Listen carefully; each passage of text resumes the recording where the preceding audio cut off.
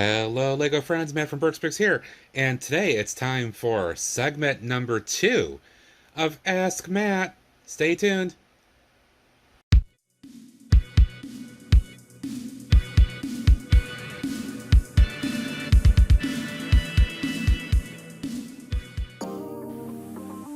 Alrighty, welcome back, folks. I do want to thank people again for their contributions, questions, comments, etc. to my Ask Matt segment so far. I do really appreciate it, and I got a few more posted after the segment 1 last week. And again, I will be getting to all the questions. Believe me, all the questions will get answered. So a reminder, if you don't hear your question answered today, it will still be upcoming. Please stay tuned for the further segments. I do want to keep spacing them out as best I can, and not just fill up one video with all of them, so I can keep the content going, of course, and the anticipation of, further answers. But with that, please, if you have more questions, please submit them in the comments below in this video. I am documenting all of them with who submitted and what the question is. And when I answer your question, it'll get popped up in the video here. So let's go ahead and get started. Okay, question from my good buddy Greg Bissett, aka LOL Lego, who you guys see on my Twitch live streams frequently. Greg asks, how did you come up with your sig fig design? So, this guy right here, my little BrooksBricks. It's a silly answer, honestly. I went to my local Lego store when it first opened in the fall of 2019, shortly after I got back into Lego, so thank goodness for that. And you guys may know, if you've ever been to a store, they've got the random minifigure parts bins, where you just dig your hands in there and you start assembling pieces to create minifigures. So I was like, I need to build a sig fig, something to represent myself. So I started digging around, and I found this this well-known part, torso that's been around for a while. But I was like, you know what? That kind of represents how I dress in the fall and winter. Usually with a pullover or something like that and a shirt. So I'm going to go ahead and use that. Then I started looking for the hair. Now, granted, I've not done a face reveal per se on my channel or anything yet. But I do have a very particular wave in the front of my hair that's a remnant of when I was little. I had little curly hair, and that's just stuck around forever. So that wave that's in the front of that hair there, even though my hair is brown with, flecks of salt and pepper gray now, unfortunately. But this is lighter than my hair actually is, but the way it looks is very representative of what my hairstyle actually is. So I felt that was appropriate. I found the face in there. I thought it was, cool, so I grabbed that one. Nice smile there. The eyebrows kind of, sort of bushy brown eyebrows. Yep. And then I just dug around for a black set of legs. I happened to grab this one out there, and I was really happy with it. So that's where my sig fig came from. Alright, next question from my buddy Mike, aka BrooksBricks. Says, hey Matt, we'll start slow. Okay. If you could only build one Lego theme from here on out, which theme would it be? Well, I mean, even though I've gotten into doing the castle stuff at this point, and I'm really enjoying it, I still have so much more to go with it to expand that area. I have always been a city builder at heart.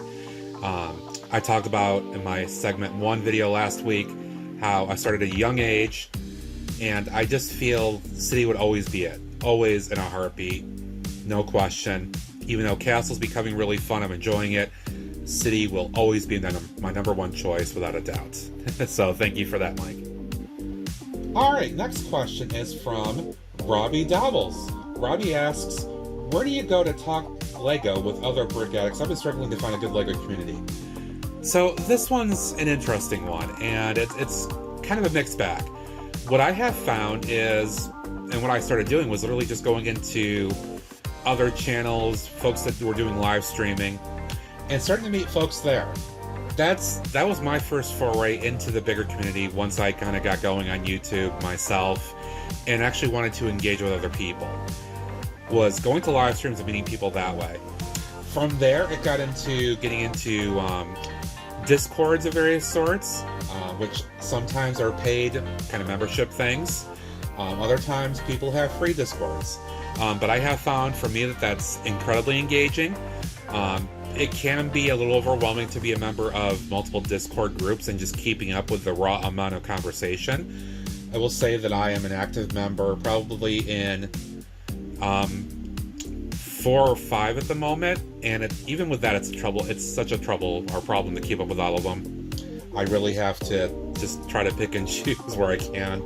But that's the core of it for me, is really just commenting in people's content and their live streams, trying to engage with other people, getting active in communities like Discord and things like that really are the core of it, at least for me. And that's where I have found some success, at least engaging with community. I hope that answers the question for you, Robbie. Okay, and the last question I'll address in this video, I'm basically paraphrasing down a very long question submission here. This is from my buddy Dion, who's been a long time supporter of my channel. And basically Dion's asking about the direction of my YouTube channel and live streaming versus Twitch, and basically what I'm going to keep doing.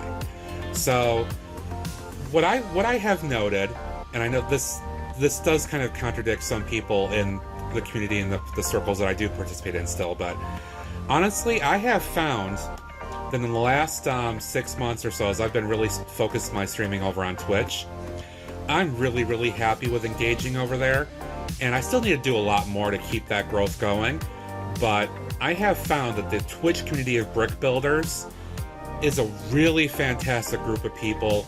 I really enjoy being over there on that platform. It just feels so much more engaging. There's a lot more that you can do for the viewers themselves to make it engaging. That might be off-putting for some people. I know that. YouTube is better for video content creation, storing your videos like this up there. Twitch has always been better as a streaming platform, and in the 6 months or so I've been doing it, I will certainly agree with that statement. So for the long haul going forward, yeah, I'm going to continue on Twitch for my streams, and the videos are to keep coming up over here. I might consider doing a solo thing, like maybe those Thursday nights that I do. Once in a while I'll pop back over on YouTube.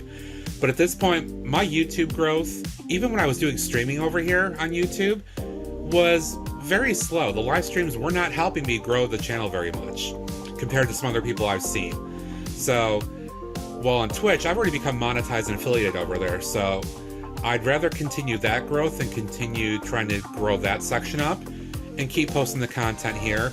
But I may try to do maybe like a once a month or maybe once every month or two solo stream on YouTube to try to keep that going and bring some people in. We'll see. I don't want to make promises. I do understand where Deanne's question's coming from, because not everybody wants to migrate to Twitch. I get that. But I do have to think about what I prefer for my own channel and what I like as a content creator, and I honestly feel Twitch is the better place for me to do the live streaming overall. So that's where I want to go with that. Alrighty, and that's going to wrap up this round of segment 2 of Ask Matt. Again, thank you so much to everybody that has submitted questions so far. I hope I've given you some satisfactory answers. If I didn't, please leave a comment or thought below and let me know what additional questions you have that I can answer better, if I can. If you haven't, please go ahead and leave a question below for me here, and I'll try to answer it in a future Ask Matt segment.